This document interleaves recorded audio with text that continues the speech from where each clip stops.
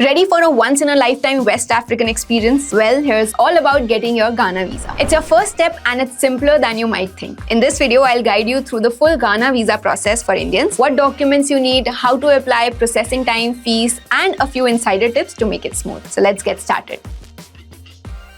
Here's how you can apply for your Ghana visa directly through the official Ghana High Commission website in India. Step 1. Head to the official Ghana visa portal. We have also added the link in the description below. In the next step, you'll have to fill the necessary details like nationality, country of residence, former nationality, visa consulate, and mode of submission. Step 3. Once you fill in the details, you'll be shown the list of documents that are needed, which are shown on the screen. Proof of COVID-19 double vaccination certificate, one recent passport size photograph, passport, ID proof of 2 references in Ghana or a hotel reservation, bank statement for the last 6 months, air ticket reservation, return or onward journey, yellow fever vaccination certificate. Click on OK and you'll move to the next step. Step 4. Upload your passport photo, passport type, port of arrival in Ghana, your contact details and date of birth.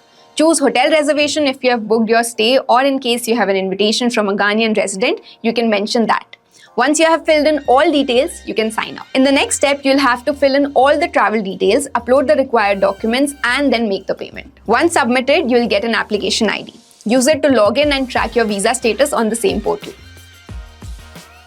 For a stress-free visa application, just go to Atlys and search for Ghana as the destination. In the next step, upload your passport photo and the scanned copies of the front and back page of your passport. Upload your bank statements. If someone is sponsoring your trip or you don't have enough funds in your bank account, you'll also have to upload sponsorship documents. Review all the information, and if you have a co-traveler, add their details also in the same application. Once done, just submit your application and you're done. You can track your Ghana visa application on the Atlys app or website, and once the visa is approved, you'll receive an update about the same.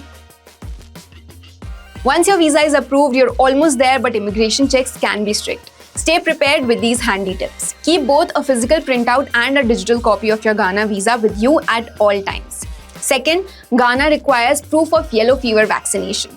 Don't forget to carry the original certificate. It's often checked on arrival. Third, be ready to show evidence that you can financially support your stay.